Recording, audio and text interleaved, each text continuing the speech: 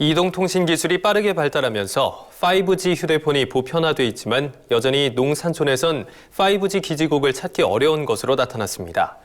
4G의 속도도 최근 2년간 계속 느려진 것으로 확인되면서 도농 간의 디지털 기반 격차가 커지고 있다는 지적이 나오고 있습니다. 보도에 남수지 기자입니다.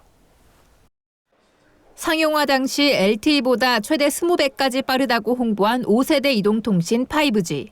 지난해 전국의 5G 기지국은 13만 2,008개로 집계됐습니다. 약 97만 8,300개에 이르는 4G 기지국에 비하면 13.5%에 그치는 수준입니다. 그마저도 도시에 집중적으로 설치되어 있습니다.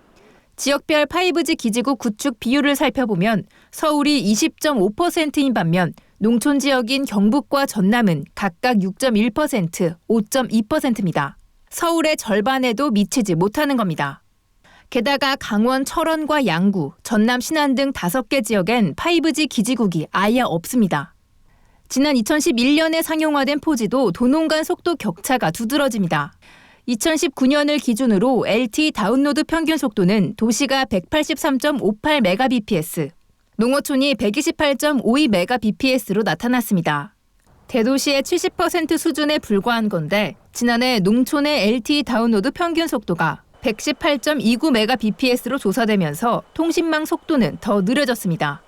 관계자들은 이런 차이를 도시와 농촌의 이동 통신망 인프라 때문이라고 설명했습니다. 투자 효율성을 따져야 하는 이동통신사는 인구 밀도가 높은 도시 지역을 우선시할 수밖에 없다는 겁니다. 주파수를 얼마나 많이 가지고 있느냐, 어떻게 적용하느냐에 따라서 지역별 편차가 나타나는 겁니다. 고속도로를 몇 차선으로 놓을 거냐, 상대적으로 이용률이 높고 인구가 밀집된 데에는 고속도로를 넓게 구축해서 운영을 하는 거고. 같은 요금을 내면서도 농민들은 저하대 서비스를 사용하는 상황.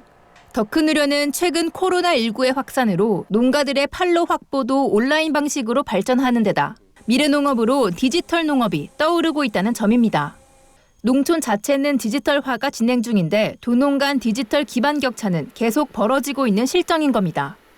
전문가들은 기술의 발전이 빨라지는 만큼 속도에 발맞춰 구축망을 미리 준비해야 한다고 조언했습니다.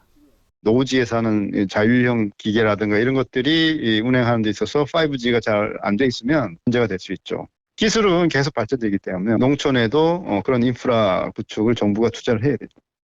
이에 대해 정부는 농촌 5G 로밍 계획을 올 상반기 내에 마련해 5G 서비스 접근성을 강화할 방침이라고 밝혔습니다. MBS 뉴스 남수지입니다.